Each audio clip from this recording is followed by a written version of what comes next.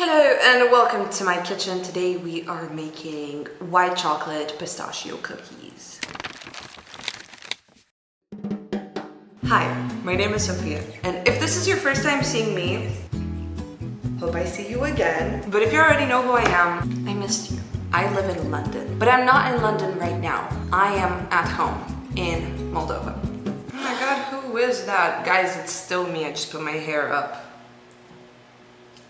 So, the one thing that I miss most when I'm at home is cookies. Because in Moldova we don't have cookie culture. And by that I mean that all the cookies that you can buy in your grocery store, most of them are dry. They're not cookies, they're biscuits, right? I really struggle with that because in London you have Ben's cookies, Black Street cookies. But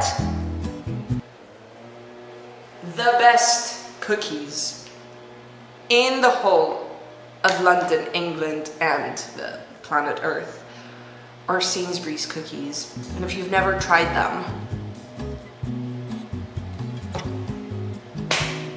how are you alive? Because they're the most fantastic creation humans have ever created. So today we will not be attempting to make Sainsbury's cookies because that feels blasphemous and illegal to try to recreate perfection because I am bound to fail. However, I might be mistaken, but I think Black Street has white chocolate pistachio cookies.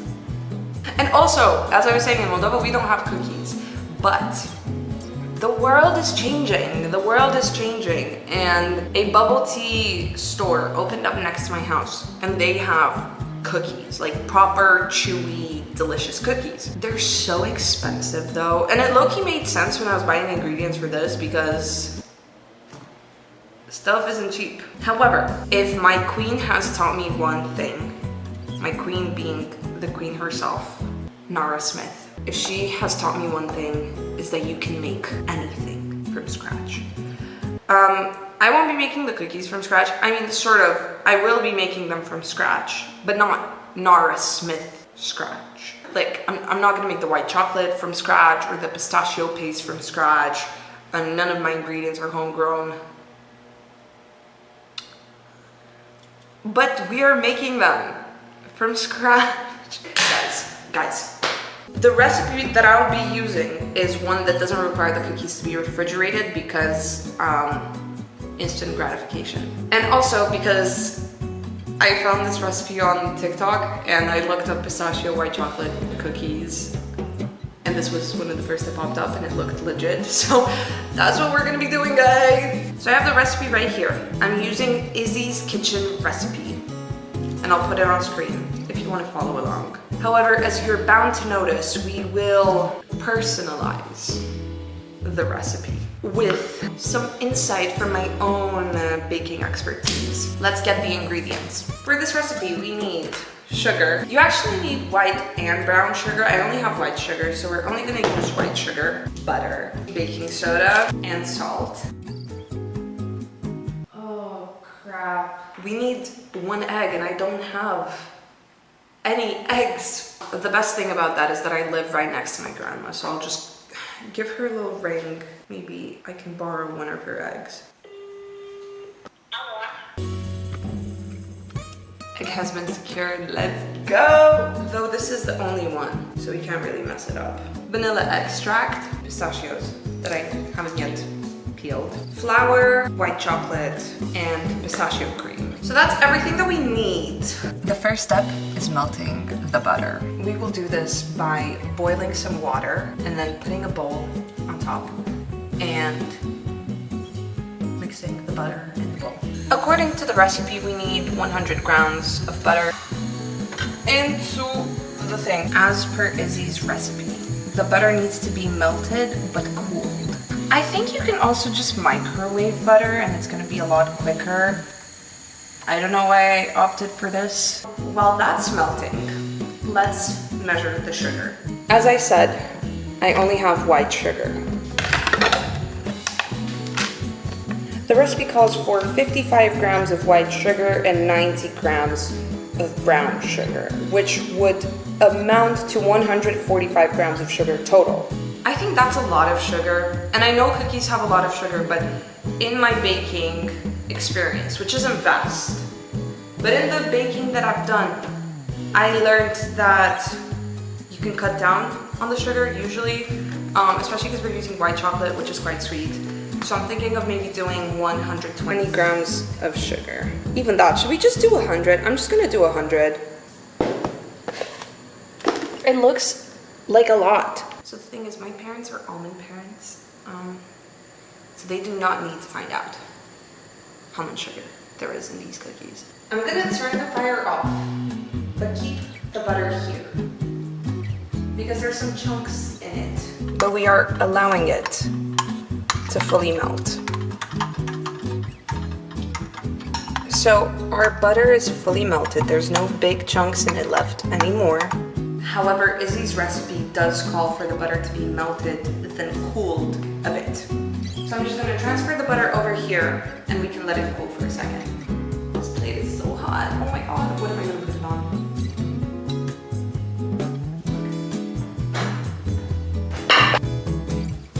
There we go, that's a lot better. The first actual step is mixing the sugar with the butter until it's fluffy. The good thing about this process is that my favorite step in any kind of cooking is always whisking. I'm also really good at it. This looks pretty fluffy to me. Very smooth and silky. So I think we can move on to the next step. Add egg and vanilla. So for this recipe we need 1 egg. It needs to be room temperature. The egg is still a bit cold, so I'm just gonna warm it up in my hands. I think the egg has warmed up a bit. It's still a bit cool to the touch, but it is cooler in the room than my body temperature. So technically it is room temperature, isn't it? And vanilla. The smell is fantastic, but I'm gonna try to whisk sort of gently so that not too much air is incorporated because we want the cookies to be dense. I do like the texture of this. It's very thick, you know? I don't want to add too much air into it, as I've said, so I'm gonna put my whisk aside, however heartbreaking that is for me. The next step is adding salt, soda, and flour. So for that, we're gonna grab a separate bowl where we're gonna measure each of our dry ingredients and mix them in amongst themselves first. So we need, what do we need? We need 160 grams of flour. Oh, that's like 200 grams. 2 grams of baking soda. And a pinch of salt. I took out the salt shaker in the beginning just because it looked cool, but we're actually gonna use salt from here. Now we are going to mix dry ingredients. And actually, a step that I should have done way before starting is peel the pistachios. Most tempting part is just not eating them, because I'm like putting in all the work of peeling every single one of these nuts, and then I don't get to eat a single one of them. I mean, I do eventually. In like an hour. There isn't that many nuts, not because I ate them. There just wasn't that many to begin with. Spatula. We're going to fold. Oh girl, come on, don't fall. Fold the dry ingredients into the wet. So it's a very slow process because we don't want any clumps to be forming, and also we want a fully homogenized mixture. I'm taking my time. This is the texture that we have. We're gonna put this to the side. I'm going to chop the pistachios and the white chocolate. So this is how much I'll be chopping. The recipe did say 100 grams of pistachios and how much? Oh, 100 grams of white chocolate. Oh, so she literally said the same quantity. Let's weigh it. Okay, so I have less than 40 grams of pistachios. Oh well, we'll just measure the same quantity in white chocolate. It's about that much. Cool, I'm gonna add another 2. Just because we took out a lot of the sugar, so we need the sweetness. I'm just going to roughly chop these.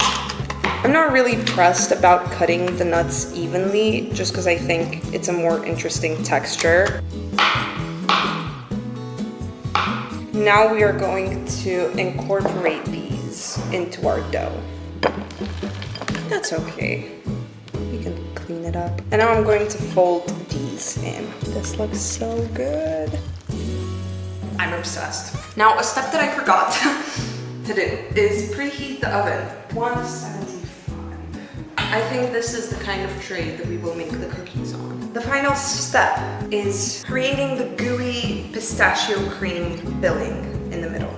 Take some of this, and I'll attempt to show you. The ring also has to come off. This is the most beautiful piece of jewelry to have ever been made. Handmade in Brighton by Red Betty, the most goated jewelry company ever. This is the tray. We're just gonna line it with some parchment paper. Now this is the scary part, because Izzy was using an ice cream scoop, so that's what we're gonna do, even though I'm a bit hesitant to do it, because I'm not that professional. No, I am.